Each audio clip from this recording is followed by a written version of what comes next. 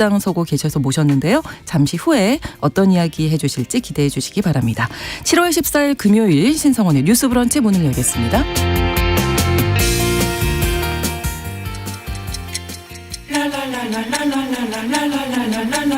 듣고 공감하고 진단합니다.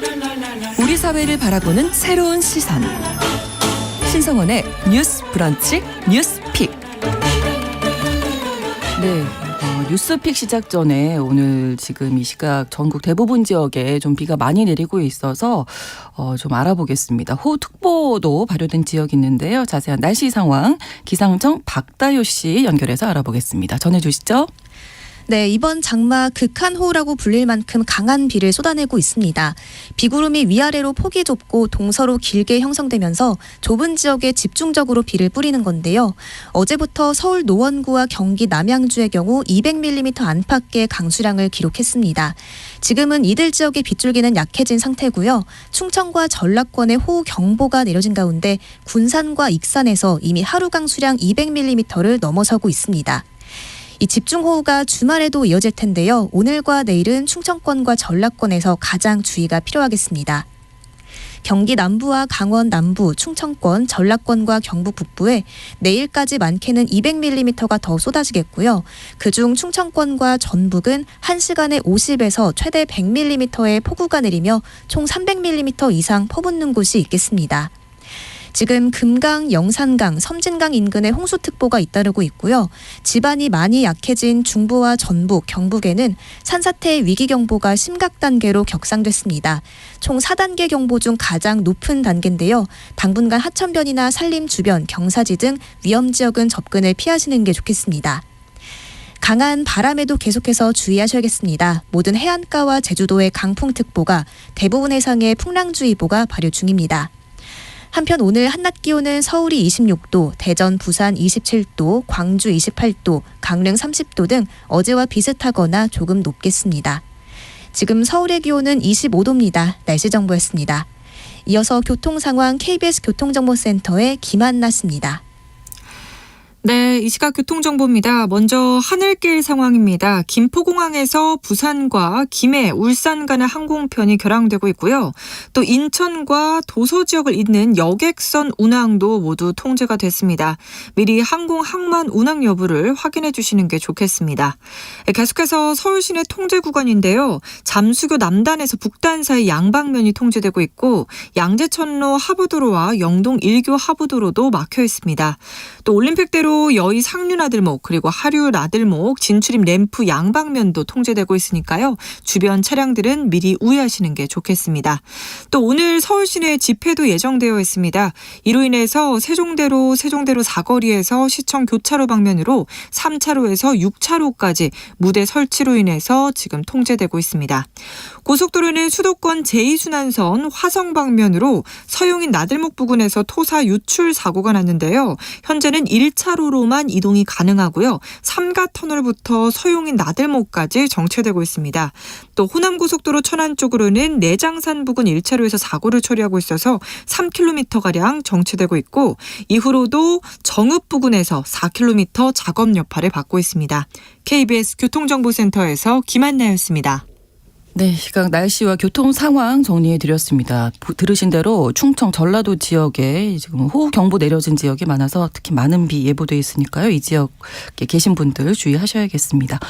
금요일에 뉴스픽 시작합니다. 한겨레 신문 박다혜 기자, 장윤미 변호사 두 분과 함께하죠. 어서 오세요. 네, 안녕하세요. 네, 안녕하세요. 오시는 길은 괜찮으셨는지요? 비가 많이 오고 있어서. 여러 군데 통제되거나 이런 구간이 많아서 좀 요리조리 피해서 잘 왔습니다. 네, 저도 그 강변 쪽 도로는 다 통제돼가지고 그렇군요. 시내로 이렇게 돌아왔어요. 네. 비 피해 많이 없으시길 바라요. 네, 잘 교통 상황도 좀 참고 많이 하셔야 되겠고요.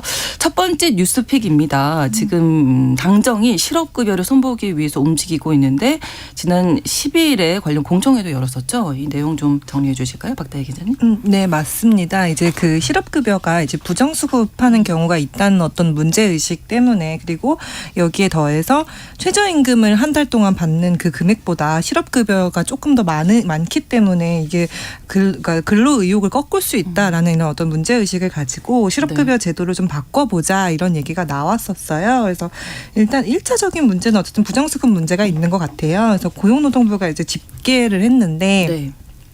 이게 2021년부터 2023년 5월까지죠. 최근까지 이제 부정수급 건수를 이제 살펴보니 적발된 것만 이제 5만 9천 건 정도 된다고 해요. 그래서 전체 부정수급액은 이제 665억 정도 이제 되기 때문에 네. 뭐 요거에 이제 문제를 이제 거론하면서 실업급여가 그 아까 말씀하신 대로 이렇게 달콤한 실업급여처럼 되고 있다. 실업이다. 네. 발음이 어렵군요. 네, 네. 네. 그래서 그런 지적이 나와서 이제 좀 더 바꾸고 이제 실업급여의 하한을 좀 더 낮추자라는 이런 얘기가 나오고 있는 그런 상황입니다. 이게 부정수급이라니까 어떤 식으로? 이게 저는 사실 실업급여 아직 받아본 적은 없는데 이게 네. 제가 알기로도 그냥 이제 당신이 이제 그러니까 실직됐으면 이제 바로 주는 게 아니라 네. 뭐 신청을 하고 관련해서 교육도 듣고 주기적으로 어떤 서류도 제출해야 되고 이런 네. 요건들이 좀 있는 걸로 알고 있어요. 근데 이제 실제로 이제 정부가 밝힌 어떤 이런 사례들을 보면 예를 들어 본인이 이거를 계속 신청을 하면서 온라인에 이제 인정을 받아야 되는데 네. 자신이 이제 어떤 개인적인 사유로 다른 나라에 출국을 해 있었던 거고 거기 현지에서 이제 인터넷으로 신청하는 게 좀 어려웠던 거예요. 그래서 네. 뭐 지인에게 이거 좀 신청 좀 해줘 이렇게 해서 대리 신청하는 경우가 있고 네. 뭐 또 다른 경우는 실업급여 수급하는 기간에 이제 본인이 사회복무요원으로 입영을 했어요. 네. 근데 그럼 입영 기간 어차피 구직 활동이 불가능하기 때문에 실업급여라는 거는 그 본인이 구직 활동을 계속해서 열심히 하고 있다는 걸 인증을 해야 되거든요. 근데 네. 사실은 그 복무요원 입영하는 동안은 어차피 구직 활동이 안 되잖아요. 어렵죠. 그래서 그럼 그 기간을 잠시 멈추고 그 수급 기간을 연기를 해야 되는데 이거를 그냥 밝히지 않고 계속해서 이 실업 인정을 받으면서 급여를 받는 뭐 이런 경우도 있고 그다음 뭐 이런 좀 비슷한데 내가 이미 사실 취직을 했는데 네. 취직한 거를 좀 알리지 않고 급여를 받을 수 있는 그 최대치까지 받기 위해서 이게 받는 이제 이런 경우도 있었어요. 네, 근데 네. 이제 뭐 어쨌든 실업급여라는 게 어쨌든 좀 세금이고 이제 국민 뭐 혈세가 낭비된다 이런 지적이 있다 보니까 아무래도 이런 뭐 도덕적 해이를 좀 없애자 이런 얘기가 좀 나오고 있습니다. 네. 그리고 또 이제 지적을 한 부분이 실업급여 금액 자체가 네, 높다. 맞습니다. 이 얘기죠. 그러니까 이걸 손질을 해야 된다. 아예 폐지하거나 하한선을 좀 다시 손질해야 된다는 얘기가 나오는 건 1차적으로는 부정수급이 상당히 많다라는 게 하나가 있고요. 또 하나는 이게 근로의지를 완전히 꺾어버린다. 그럼 왜 근로의지를 꺾느냐. 오히려 실업급여를 타는 게 임금을 타는 것보다 더 높다라는 논리를 내세우고 있는데요. 일단 실업급여가 산정되는 원리는 이렇습니다. 본인이 실직 후에 받을 수 있는 급여는 네. 평균 임금의 60%예요. 이제 평균 임금이란 개념은 본인이 회사를 다니거나 어디 업장에 속해 있을 때 네. 고정적으로 받는 급여의 개념입니다. 그러니까 일시적으로 받는 상여. 이게 고정 상여면요. 이거는 월급 평균 임금에 들어가고요. 만약에 일시적으로 받는 거다라고 해서 네. 그러니까 여름 휴가비 같은 거는 평균 임금에 안 산정이 되는 들어가는 거예요. 거죠? 네, 네. 뭐 그렇게 하는 건데 원래 받던 임금의 60%를 주는 거예요. 그렇다면 이게 사람마다 상당히 달라요. 급여를 상당히 많이 받던 사람은 60%라고 하는 게 본인은 40%를 덜 받는 거긴 하지만 금액적으로는 좀 클 수 있고 그렇죠. 그런데 반대로 월급을 너무 적게 받던 이를테면 최저임금보다도 못 받는 근데 네. 그거는 이제 안 되는 거거든요. 범법행위인데 어쨌든 내가 최저임금보다도 못 받는다. 그런데 실직자가 되면 어떤 돈을 받느냐. 이게 평균임금의 60%를 준다는 거고요. 하한선을 했습니다. 평균임금의 60%를 했을 때 최저임금에도 못 미치는 근로자들이 있을 수 있어요. 그렇죠. 그러니까 하한은 이 최저임금의 80%까지는 맞춰주겠다는 거예요. 왜냐하면 최저임금이란 건 정말 생계에 필요한 그렇죠. 이 경제 생활비 개념이 녹아져 있는 거기 때문에 네. 근데 일을 안 하기 때문에 100%는 그렇고 이제 80%로 하겠다라는 건데 정부에서 집계를 내봤더니 오히려 본인이 근로를 해서 회사 다닐 때 받았던 임금보다 실직 후에 받는 실업급여가 더 높은 사람이 전체의 30%에 달했다. 27.8%였다. 네. 수치로 해보면 45만 3천 명이었다라는 겁니다. 그러면 내 급여가 적으면 차라리 실직하는 게 낫다라는 생각을 한다라는 거죠. 그래서 근로의지를 오히려 상당히 좀 약화시키는 거 아니냐라는 게 또 정부의 주장 내용인데 이 수치에는 사실 논란이 좀 있긴 합니다. 그렇군요. 네. 요 개선책 검토하기 위해서 12일에 공청회도 있었는데 어떤 얘기들이 오가는지 좀 알아볼까요? 일단은 말씀하신 대로 이 최저임금의 80%로 하한액을 이제 선정을 해놨는데 네. 이 하한액을 한 60% 정도로 낮추거나 아니면 아예 없애버리자. 그래서 이 실업급여를 조금 더 줄여서 뭐 그냥 이제 조금 더 그 금액을 낮추면 조금 근로의욕을 계속 고취할 수 있는 그 순기능이 있지 않겠냐. 이제 이런 방안이 있고요. 또 하나는 아까 말씀하신 부정수급 같은 경우에는 네. 조금 더 이런 특별 점검을 하거나 그런 관련한 조사를 좀 강화를 하자. 특히 이제 실업급여라는 거는 본인이 이제 실직을 당했을 텐데 그냥 본인이 희망해서 그만둔 경우가 아니라 네, 네. 그 회사로부터 권고사직을 당한 경우에만 받을 수 있다 보니 그렇죠. 이런 권고사직을 정말 이게 권고사직이 불가피한 권고사직이어서 됐는지 그걸 좀 더 엄격하게 따져보자 뭐 이런 방안들이 좀 논의가 되고 있습니다. 네. 자, 실업급여가 도덕적 해이를 일으켰다. 그리고 금액 자체가 높으니까 좀 낮춰야 된다. 네, 네. 이런 얘기 이제 두 가지로 볼 수 그렇죠. 있는데 이 이야기도 오갔던 이야기들 어떻게 보시나요? 일단 정부에서 수치를 할 때요. 이게 가장 근본은 최저임금도 못 받던 근로자가 오히려 80% 하면은 돈을 더 받더라. 근데 최저임금은요. 최저임금법에 따라서 그걸 맞춰주지 않는 사업자가 이거는 형사처벌을 받는 사안인 겁니다.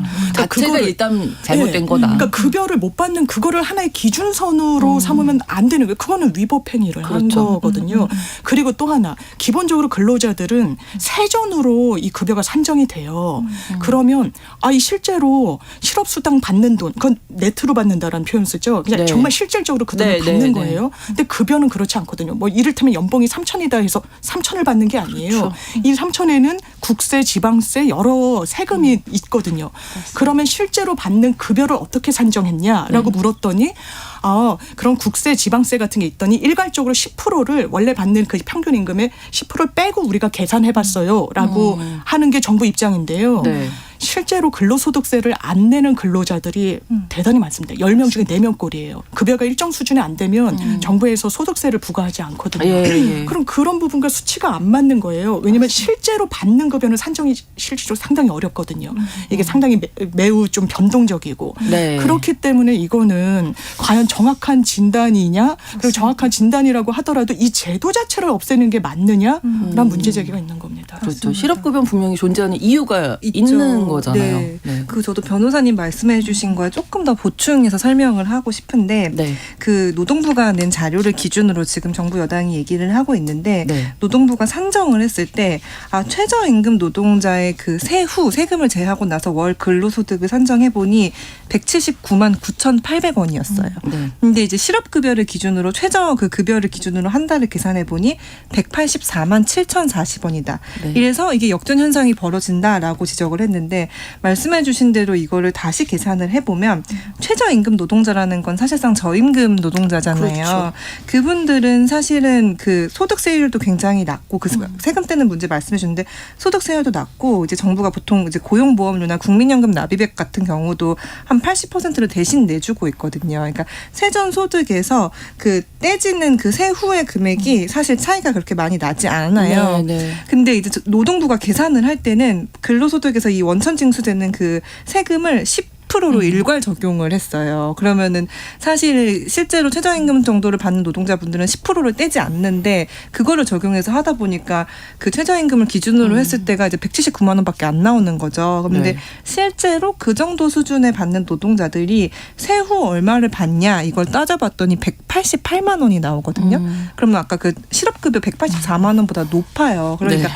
기본적으로 역전 현상이 일어난다라는 그 팩트 자체를 사실 다시 따져볼 그 필요가 있는 네, 그런 네. 지점이 있고 사실 184만 원이든 180만 원, 월 200만 원이 안 되는 돈이잖아요. 그렇죠. 그러니까 우리가 근본적으로 생각을 해봐야 될 거는 네. 200만 원이 안 되는 돈의 저임금 노동자가 왜 계속되는가도 사실 같이 생각을 해줘야 되는 문제인 거잖아요. 그렇죠.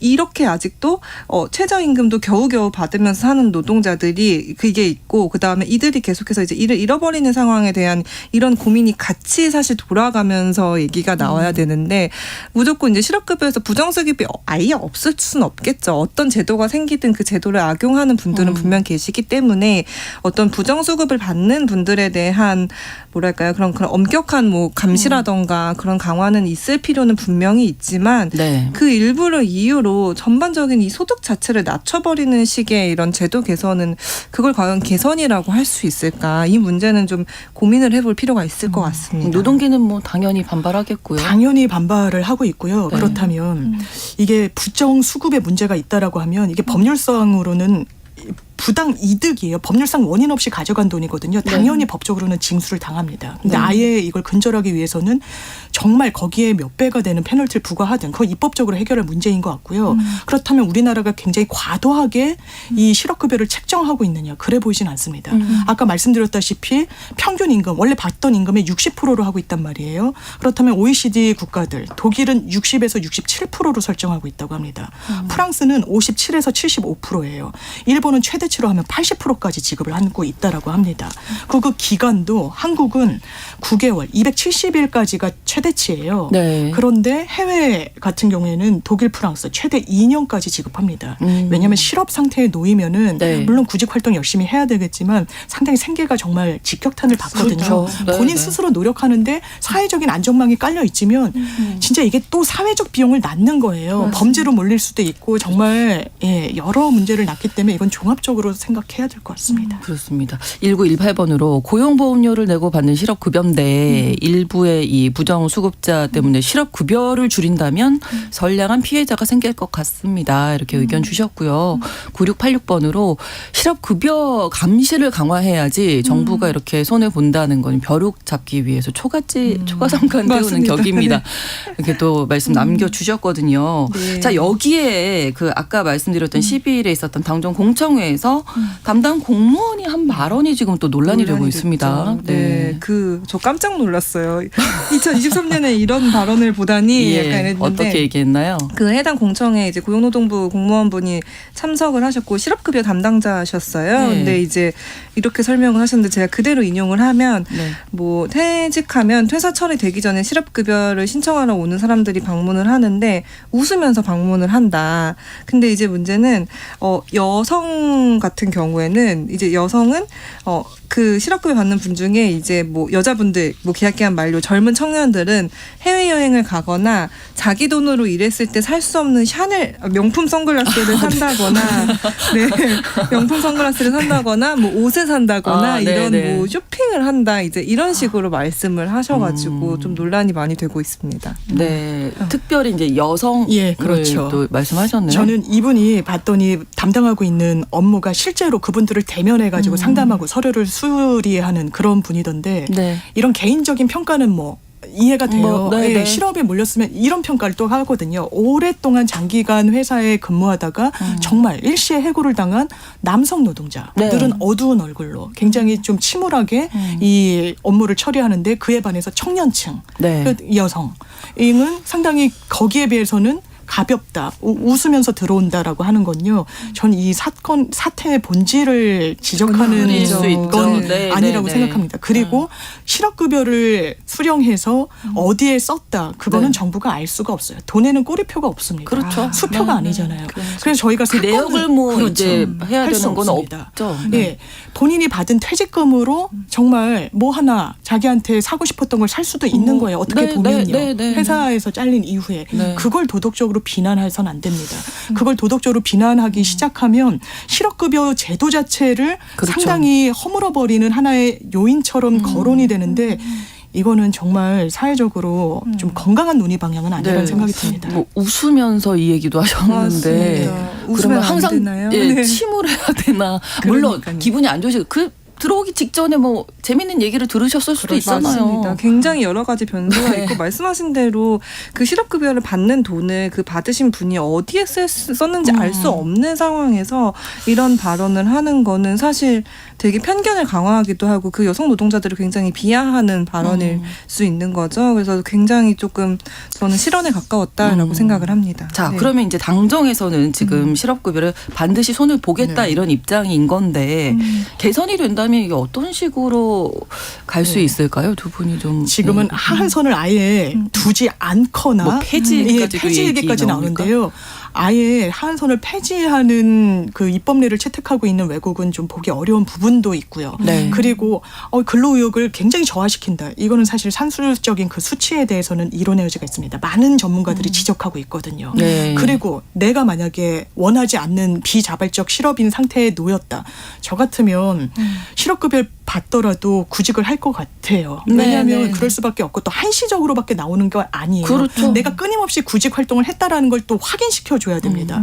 그럼에도 불구하고 돈을 타니까 아예 취직을 안 하는 거 아니야라는 건 상당히 많은 좀 전제가 좀 동의하기 어려운 부분이 있고요. 그러기에는 최대한 받는 게 맞습니다. 월 180만 원 월 180에 불과하고 정도인데 최대 241일 네, 네. 한 300만 원 받으면 모르겠는데요.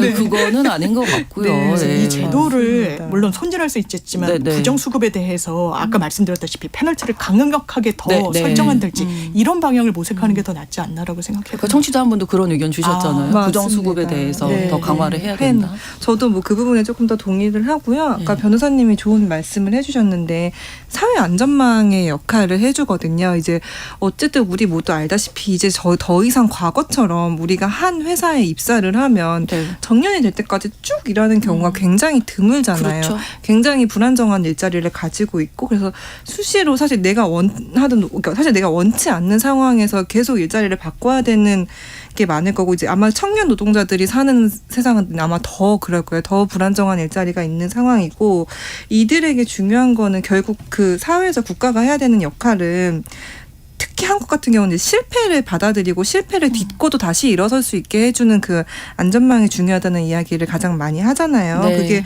국가가 해야 할 역할이기도 그렇죠. 하고요. 근데 네.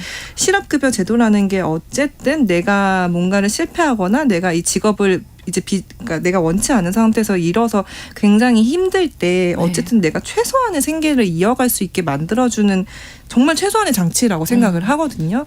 그래서 이거를 사실 건드리는 거는 조금 정말 사실 청년 세대의 미래를 생각해서도 저는 적절하지 않다고 생각을 하고 네. 아까 말씀드린 대로 여전히 이 굉장히 많은 저임금 노동자들에 대한 처우를 사실 같이 고민하면서 지금 최근에 물가가 굉장히 많이 오르고 있잖아요. 그렇죠. 그럼 사실 네. 200만 원이 한 달에 200만 원이 되지 않는 돈을 받아서 생활하기는 굉장히 빠듯하고 이걸로 사실 그러니까 저축을 하면서 내 노후를 준비해 가면서 하기에 혹은 청년들 같은 경우는 내가 어떤 뭐 결혼을 생각을 한다던가 그런 걸 하기에는 사실 충분치 않은 네, 돈이거든요. 근데 우리가 정부가 사실 말로는 뭐 우리는 저출생도 문제고 막 이런 얘기를 하지만 실제로 이 청년들이 어떤 어려움을 겪고 있나 노동자들이 어떤 어려움을 겪고 있고 그게 우리 경제에 어떤 영향을 미치나 이런 걸로 좀 같이 고민을 해줬으면 좋겠어요. 이게 아까 그 빈대 잡으려다가 초과상관 태운다는 네, 그 네, 비유가 네. 되게 적절했다고 생각을 하는데 네. 부정수급 문제는 부정수급 문제대로 엄격하게 다루되 그렇죠. 이들에게 어떤 우리의 그 우리나라 사회의 어떤 그 충분한 사회 안전망은 좀 두텁게 깔아주는 방향을 고민하는 것이 필요하지 않나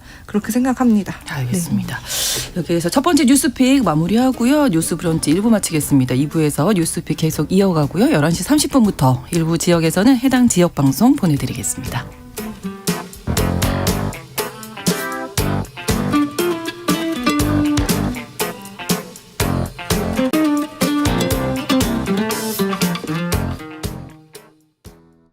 지금 시각은 11시 30분입니다. KBS 여러분은 지금 KBS 1라디오 신성원의 뉴스 브런치를 함께하고 계십니다. 두 번째 뉴스픽으로 넘어가겠습니다. 지난주 화요일에 저희가 보건의료노조가 총파업 예고했다. 아주 높은 찬성률로 파업을 결정했고 이번 이제 파업에 들어가면 참여자들이 역대 최대 규모다라는 소식 전해드렸는데 어제부터 총파업에 정말 들어갔습니다. 네, 맞습니다. 뭐 의사 빼고 거의 모든 의료 직군이 포함된 거죠. 네, 뭐 간호사, 간호조무사 뭐 분들 그다음에 뭐 의료기사, 약사, 치료사, 요양보호사 뭐 이렇게 다 이제 가입돼 있으시고요. 네. 그래서 뭐 의사는 일부만 있고요. 근데 이제 어쨌든 의료계에 굉장히 다양한 직역분들이 계시고 어제 오늘 중점적으로 지금 파업을 하시는데 한 4만 5천 명 정도 어제 기준으로는 그 정도 모여가지고 지금 투쟁을 하고 계십니다. 네, 네. 어제도 뭐 오늘도 네. 그렇지만 서울에 폭우가 내렸었는데도 많은 네, 분들이 그쪽에서. 모이셨는데 일단 의료 현장은 어땠습니까? 일단 뭐 네. 언론들의 지적을 봤더니 대란 뭐 좀 우려했던 대란까지는 아니지만 곳곳에 불편, 혼선, 혼란 뭐 이렇게 표현을 하던데요. 네. 그런 것 같습니다. 이제 외래 환자들은 가급적 이제 병원에 오지 마시라. 그리고 중증이 아닌 경증의 입원 환자들은 아예 좀 퇴원을 좀 하도록 이제 안내하는 병원들도 있었고 네. 그렇지만 일부에선 뭐 큰 그러니까 아예 뭐 의료 현장에 마비가 온다거나 이렇게까지는 되지 않았다라고 하고요. 보건의료노조 이야기를 들어보면 이제 의사분들이 의대 정원 때문에 파업했던 적이 있거든요. 맞습니다. 그때도 이제 우리가 의료 현장을 지켰었고 의료 공백을 이제 최소화할 수가 있다. 그리고 기본적으로 의료 파업은 굉장히 특수성을 띠고 있기 때문에 중환자실 그리고 네. 뭐 분만실, 응급실은 파업 자체를 할 수가 없습니다. 필수 인력들은 예, 네. 그렇기 때문에 이런 부분에 대한 우려는 이제 노조 측에서는 뭐 최소화하고 있고 공백을 메우고 있다라고 이야기하고 또 정부에서는 이건 정치 파업이다. 이건 좌시하지 않겠다라고 해서 또 대응 수위도 높여가고 있는 네. 상황입니다. 그래서 이제 보건 의료재난 위기 경보를 네. 정부가 어제 관심에서 주의 단계로 이게 그렇습니다. 상향 조정한 네. 거죠. 이게 그냥 뭐 엄중하게 판단해서 상향 조정하는 건 아니고요. 재난위기 관리 표준 매뉴얼에 따른 거라고 하더라고요. 네. 그렇다면 이 위기 경보가 상향 조정하면 어떤 부분이 달라지냐. 일단 비상의료 체계가 정말 가동이 되는 겁니다. 상황 점검반 정도로 운영하던 걸 중앙 차원에서 비상진료 대책본부를 만들고요. 네. 이건 뭐 중앙뿐만 아니라 시군 구별로 그렇게 운영을 하게 되는 부분이 있고 거기에서 한 발 더 나아가서 정부에서는 복귀 명령, 업무 개심 명령까지 우리 검토를 하고 있다라고 하는데 이게 왜 엄중하냐면요. 업무 개심 명령을 발동을 했다. 그런데 24시간 안에 현장에 업무 복귀를 하지 않으면 형사처벌 받아요. 3년 이하의 징역이나 3천만 원 이하의 벌금형에 처해질 수 있고요. 네. 과거에도 이 부분과 관련해서 실제로 어떤 문제가 있냐. 행정 처분이 내려집니다. 그러니까 자격증을 가진 직업인들이 한 1년 정도 자격 정지가 돼요. 간호사분들 이게 다 자격증 그렇죠. 갖고 일하시는 분들이잖아요. 그럴 수도 있는. 그래서 검토하고 있다고 정부는 밝혔습니다. 근데 정부는 지금 뭐 이번 파업에 대해서 강경 대응 입장 밝히면서 어제 상급 종합병원장들과 긴급 상황 회의까지도 가진 상황이더라고요. 네, 맞습니다. 정부는 뭐 강경한 입장을 계속 밝히고 있고요. 그래서 이제 뭐 조규홍 장관도 이제 정당한 쟁의 행위를 벗어나 국민 생명과 건강에 막대한 위해를 끼칠 경우에 우리가 법과 원칙에 따라 단호히 대응하겠다 이렇게 말을 했고요. 그 보건의료 쪽을 담당하는 이제 박민수 제2차관도 뭐 노조가 국민을 겁박하고 있다. 그래서 법적인 검토를 거쳐서 말씀해주신 대로 업무 복귀 명령까지도 검토하겠다라고 일단 경고를 한 상태입니다. 그래서 약간 사실 파업을 하면 왜 파업했는지 듣고 이 협상장이 마련이 되면 좋을 텐데 약간 좀 대치 상황으로 가지 않을까 하는 그런 좀 우려가 있고 네. 말씀하신 대로 그 보건의료재난 위기경보를 주의로 격상했는데 저는 좀 과하다는 생각도 들어요. 이게 주의로 격상된 일은 저희가 코로나19 감염병 네. 이제 그게 좀 전국적으로 확대됐을 때 사실 발생했던 건데 아직은 어쨌든 그러니까 물론 의료 현장에서 혼란은 있고 약간 외래 환자들 같은 경우는 조금 불편을 겪으시긴 할 거예요. 어쩔 수 없이. 하지만 그 말씀해 주신 대로 필수 인력들은 다 계속 근무를 하고 있는 상황인데 조금 이제 선제적으로 이런 네. 좀 경고를 내린 거 아닌가. 근데 뭐 그만큼 시그널이 있는 거죠. 빨리 복귀해라 이런 네, 식으로. 네, 그렇죠. 그렇게 좀 강경한 대응을 하고 있습니다. 네, 보건의료노조가 2021년에도 총파업 결정했었는데 이게 파업 몇 시간 앞두고 그 극적으로 노정 네. 합의가 있어서 파업을 맞습니다. 안 했었잖아요. 근데 그 합의가 이행되지 않아서 이번에 맞습니다. 또 이루어지는 건데 이 부분을 좀 짚어주시죠. 어떤 내용이 있었는지. 일단 2년 전에도 거의 총파업, 거의 네, 조합원 네. 수가 8만 명 정도가 된다라고 해요. 상당한 부분이죠. 극적 타결했습니다. 그때 현안이 우리 제발 인력 충원 좀 해주세요라는 거였어요. 그러면 보건복지부가 이 파업을 철회하도록 하면서 우리 상시적으로 그러면 만나서 논의하고 이 개선 방안을 좀 찾아 나갑시다라는 거였습니다. 그게 지금 경색돼 있다라는 거예요. 그러면 이렇게 생각하시는 분들도 있어요. 재작년이면 코로나 때 아니야? 그렇죠. 그때 기승을 부렸던 때니까 아니, 특수 상황이라서 의료 인력이 더 필요한 때인데 지금 그 논의의 전제가 같아? 여기에 대해서 보건의료 노조 측은 만성적이었다는 거예요. 어떤 의료의 인력이 부족한 부분은 그래서 코로나 때는 더 심화됐던 거고 코로나가 잠잠해진 이후에도 그 이슈가 사라진 건 아니라는 거죠. 그리고 또 요구하는 거는 그러니까 이제 간호인력 한 명당 환자 수를 5명을 두도록 하자. 네. 그리고 전면에 내세운 것 중에 하나가 간호간병 통합 서비스를 도입하자는 건데요. 간병인을 지금 들이게 되면 한 300, 많게는 500만 원까지도 쓴다는 겁니다. 그럼 본인이 직업을 그만둔다는 거예요. 본인 가족 중에 편찮으신 분이 있으면. 네. 그러면 간호간병 서비스, 그러니까 간병인을 따로 두지 않아도 이게 병원 내에서 케어가 되는 전체 입원 환자의 30%도 안 된다는 겁니다. 그러면 좀 인력을 충원해서 일단 네. 국민 건강권을 생각해서 이런 부분까지 좀 보완해 나가자라는 어떤 주장 내용까지 담고 있습니다. 맞습니다. 이게 네. 계속되는 문제인데요. 네, 맞습니다. 그 인력 문제는 정말 고질적이고 그 실제로 한국에서 간호사 한 명당 맞는 환자 수가 한 9.3명 정도 된다고 해요. 근데 미국은 평균 한 5명, 일본은 평균 7명 정도 되거든요. 근데 저희가 간호 그 분야 이제 얘기를 할 때 많이 나오는 어떤 문제가 태움 이런 문제들, 네. 직장 내 괴롭힘 같은 어떤 태움인데 이것도 사실 그 내부에서 문화가 인력이 너무 적은 상황에서 너무 많은 일을 떠안으면서 근데 또 워낙 중요하고 그 생명이 오가는 중시되는 현장에서 막 이제 푸시를 받으면서 일을 하다 보니까 발생하는 어떤 환경적인 문제도 있거든요. 그래서 이런 부분에 대해서는 진짜 고질적인데 말씀하신 대로 그 지지난해에 이제 그런 이거 우리가 이행해주겠다, 인력 확충해주겠다라고 이제 정부가 얘기를 했는데 뭐 이제 그 관련 정부 출입하시는 분들이나 이제 뭐 업계 얘기를 좀 들어보니까, 네. 그러니까 정부가 이제 하겠다라고 말은 했는데 사실상 이제 개점 휴업 상태라는 거예요. 예. 이걸 어떤 이행 계획을 뭐 단계별로 어떻게 확충하겠다 이런 걸 내놓는 게 아니라 어떤 그렇게 말을 했는데 실질적으로 이제 뭔가 이행 조치가 이루어지지 않는 상황이다 보니까 이 보건의료 노조 분들도 하다 안 되니까 사실 최후의 수단인 거잖아요. 파업은 이제 그런 지점이 있고 이제 또 하나 짚고 싶은 거는 코로나 기간을 말씀해 주셨는데 우리가 전 약간 이번 이제 이 이슈를 다루면서 되게 마음이 아팠던 그 단어가 티슈 노동자라는 말이 있었어요. 티슈 근데 노동자? 이게 무슨 네. 얘기냐 보니 그런 코로나19 같은 굉장한 재난 상황에서는 사실 공공의료원이 동원이 될 수밖에 없고 그렇죠. 거기서 선제적으로 할 수밖에 없는데 필요할 때는 뽑아서 갖다 썼는데 뽑아서 갖다 쓰고 버린다는 거예요. 아이고. 그런 이름이 그래서 있더라고요. 네, 티슈처럼. 그래서 사실 공공의료원 때도, 그러니까 저도 이제 공공의료원 쪽 그때 알아보면은 코로나 때, 그러니까 수익을 생각하지 않는 거죠. 일단은 자기들이 해야 하니까 그거를 동원해서 정말 위험한 현장에 다 가면서 엄청난 적자를 사실 떠안았는데 이후에 코로나가 딱 끝나니까 보상해주겠다라고 말은 하지만 적자가 난 부분에 대해서 보상은 굉장히 미미하게 이루어지고 그러다 보니까 우리가 늘 공공의료의 중요성을 말하지만 네. 그리고 사실 코로나 한창일 때는 우리가 이 감염병을 막 대비해야 된다 이런 말들이 나오다가 네. 지금 싹 들어갔잖아요. 네, 그래서 네. 약간 이런 게 좀 잊혀져 있다 보니까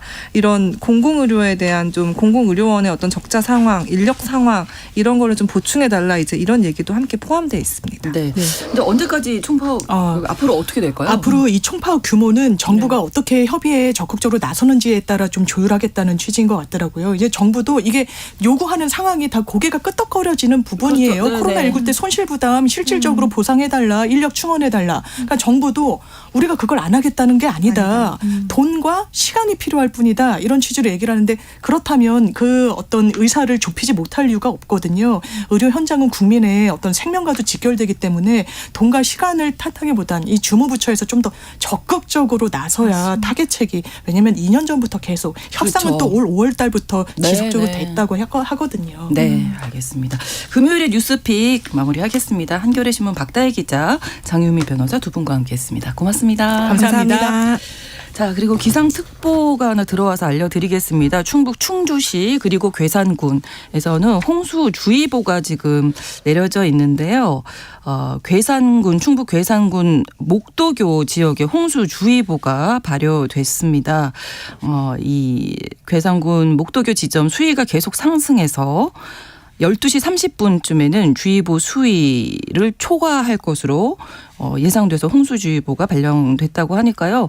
하천변에서 야영 중이신 분들, 낚시객 많이들 좀 조심을 하셔야 되겠습니다. 안전지대로 대피하셔야 되겠고 또 라디오나 TV, 인터넷, 스마트폰 등을 통해서 홍수 상황, 기상 변화 수시로 확인해 주시기 바랍니다. 신성원의 뉴스 브런치는 여러분과 함께합니다. 짧은 문자 50원, 긴 문자 100원이들은 샵 9730, 무료인 콩앱과 일라디오 유튜브를 통해 참여해주세요.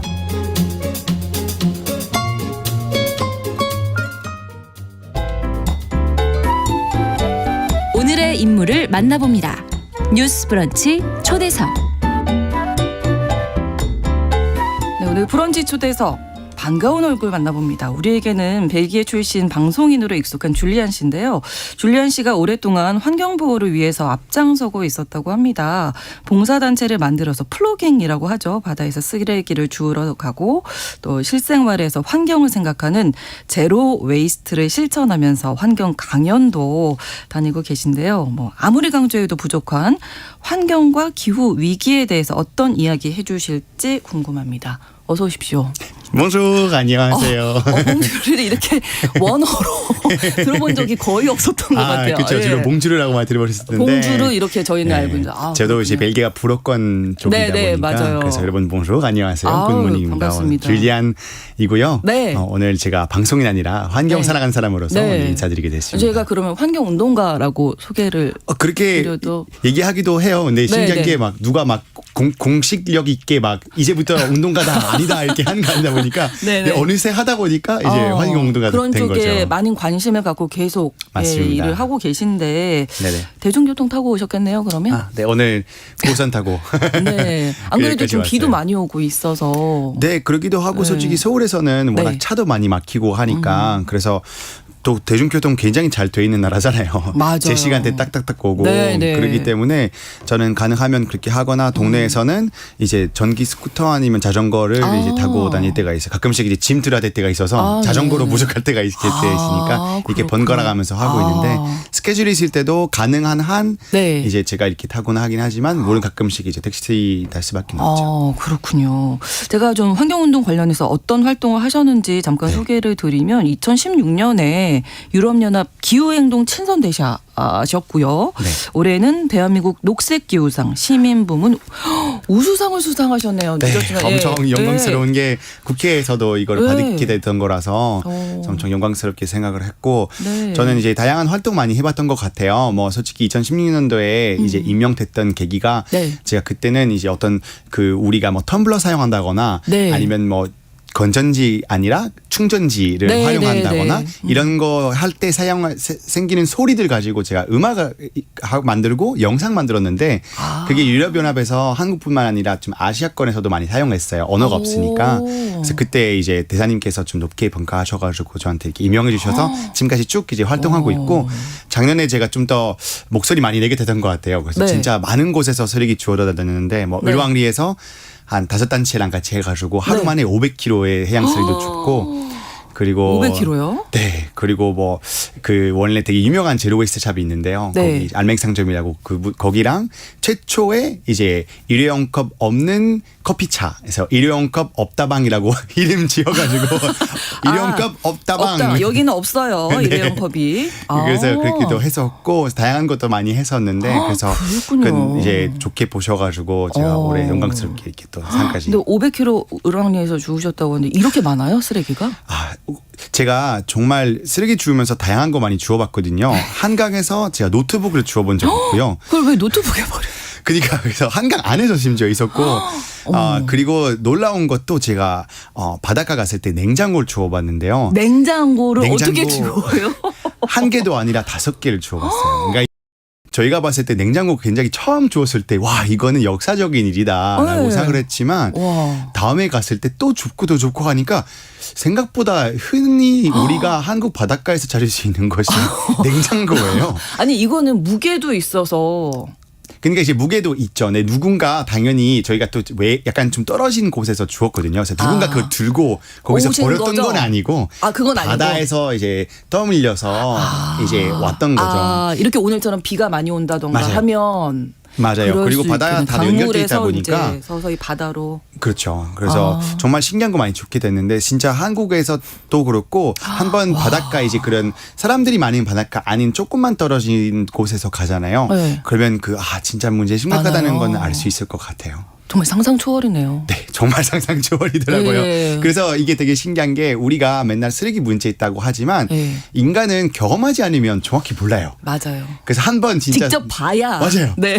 그래서 진짜 사람들한테 추천하는 게 한 번 꼭 플로깅, 그러니까 쓰레기 줍기. 한국에서 네네네. 스줍이라고 하기도 하거든요. 네네네. 재밌게. 스줍. 네. 스줍도 한번 해보시는 거 추천드리긴 해요. 네. 근데 언제부터 이렇게 환경에 관심이 원래부터 벨기에 어릴 때 사셨을 때부터 아니 뭐 관심이 있었긴 했지만 네. 근데 뭐 이 지금처럼 정도는 막 아니셨어요. 아니었죠. 근데 네. 저희 엄마 아빠가 그래도 80년도쯤에 네. 이제 유기농 가게 운영하시긴 하셔서 아. 그래서 영감 안 받았다고 볼 수는 없죠. 근데 네. 아무래도 기후위기 상황이 너무 심각해지고 네. 그리고 이제 쓰레기 문제 너무 심각해지다 보니까 제가 또 갑자기 방송했는데 그냥 전 매개 사람이었다가 갑자기 방송하는 매개 사람이 돼서 한국에서 그것도 네. 네. 그래서 내 목소리로 무엇을 할 수 있을까 고민이 됐을 때 그래도 환경에 대한 목소리 내면 되게 의미 있지 않을까 싶었는데 근데 요 근래 좀 더 많이 약간 목소리 내게 됐던 계기가 제가 좀 채식하게 됐거든요. 네. 그래서 지금 제가 완전 비건인데요.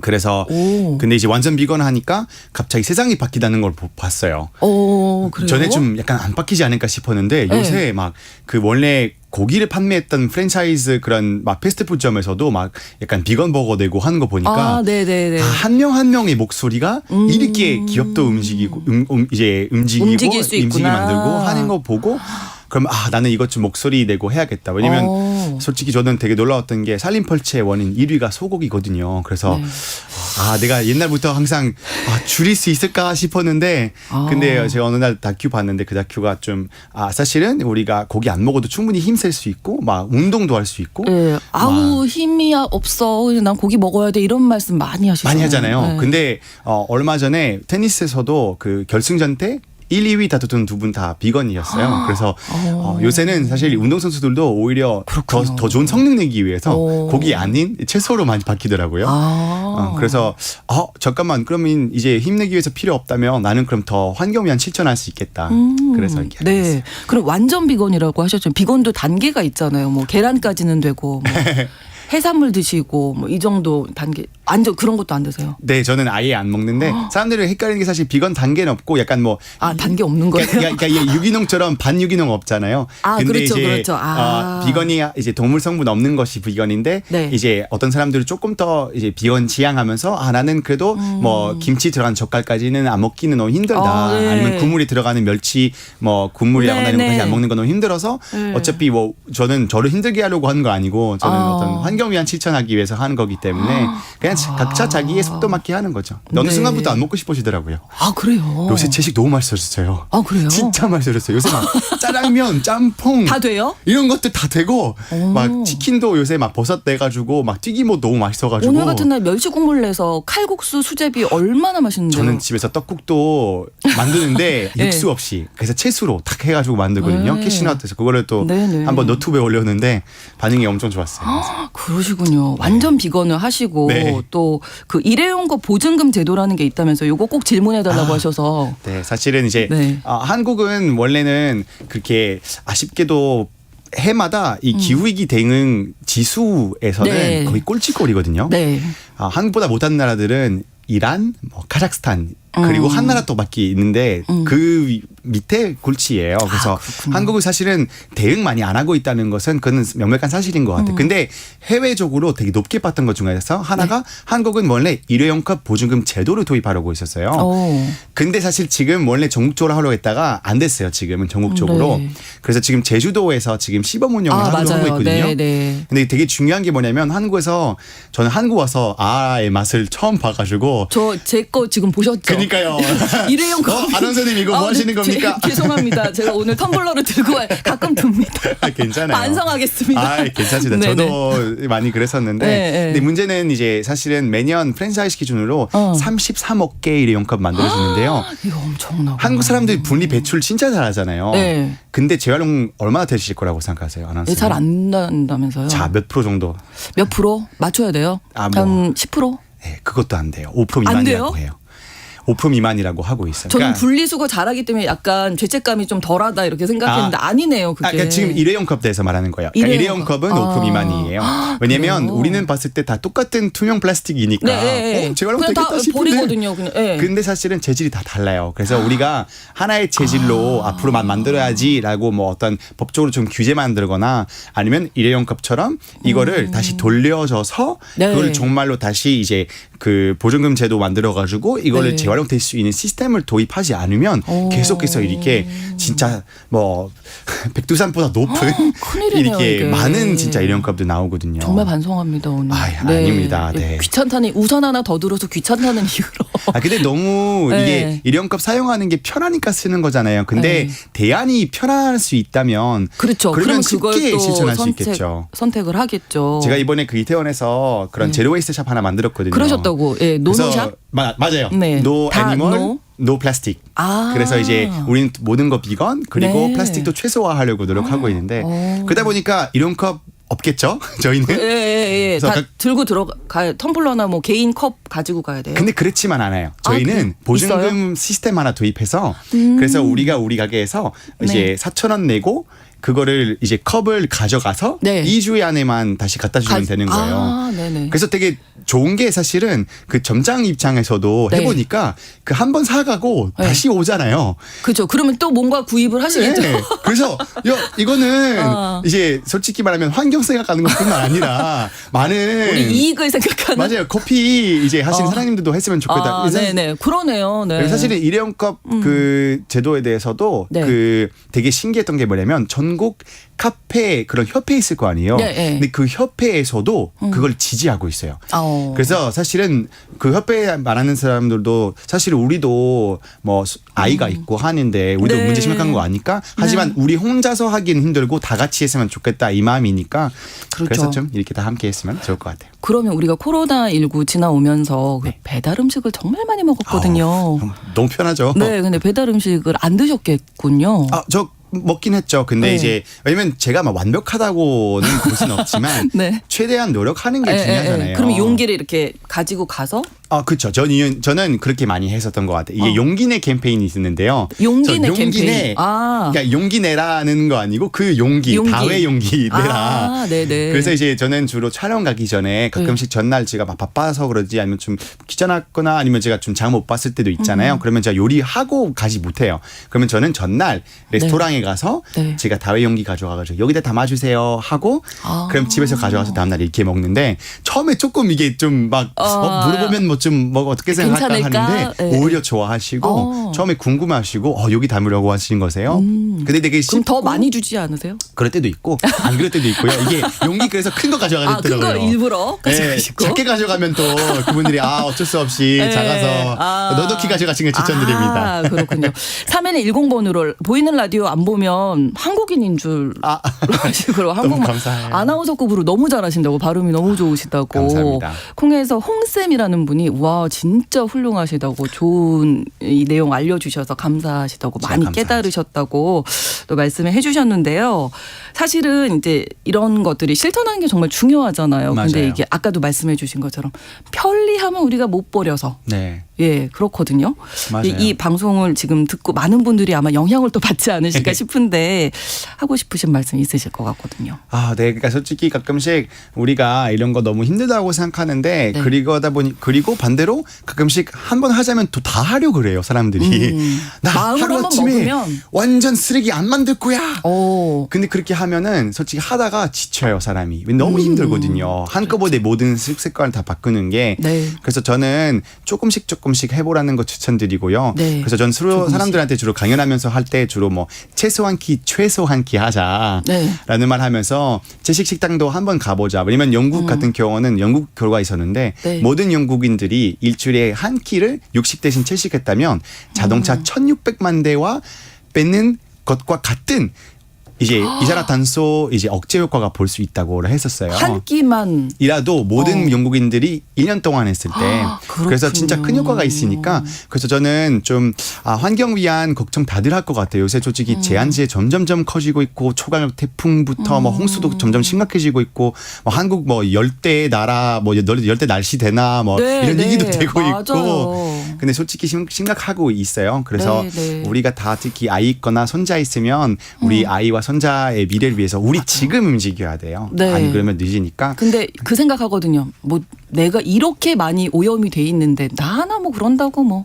맞아요. 저도 뭐 이런 그랬는데 근데 진짜 바뀌어요. 그러니까 이게 나부터 움직여야 된다. 유럽 같은 경우 봐도 요새는 정치 같은 거 있잖아요. 그러면 정치색 불문하고 다 모든 사람들이 요새는 모든 당에서도 기후 관련된 이제 그런 정책 같은 거 이제 항상 우리 앞으로 이런 거 하겠다라고 내세울 수밖에 없는 상태가 된 게 뭐냐면 모든 국민들이 다 기후위기에 대한 관심 너무나 높기 때문에 그래서 우리의 관심, 우리의 목소리, 우리의 실천들도 자본 움직이고 사람도 움직이고 투표 움직이게 하니까 결과적으로 정말 정책까지 그리고 정말 완전 큰 효과까지 일으킬 수 있을 거니까 우리의 목소리 힘이 있다는 거 잊으면 안 돼요. 그렇습니다. 최희승님 독일에서도 수십 년 전부터 실행을 하고 있더라고요. 일회용 게 보기가 오히려 쉽지 않다고 맞아요. 말씀 주셨고 8722번으로 저도 용기 내서 텀블러 참여하고 텀블러 사용해요. 리필 스테이션 이용하는데 좋습니다. 스줍 쓰레기 줍기도 도전해 볼게요 하셨고 영국 출신 폴 맥카트니도 월요일은 고기 안 먹는 날로 맞아요. 그것 때문에 되게 유명했었어요. 우리가 좀 기억을 해야겠습니다. 나부터 실천하는 것. 오늘 브런치 초대석 벨기에 출신 방송인 환경운동가 줄리안 씨와 함께했습니다. 오늘 좋은 말씀 고맙습니다. 제가 너무 감사합니다. 뉴스 브런치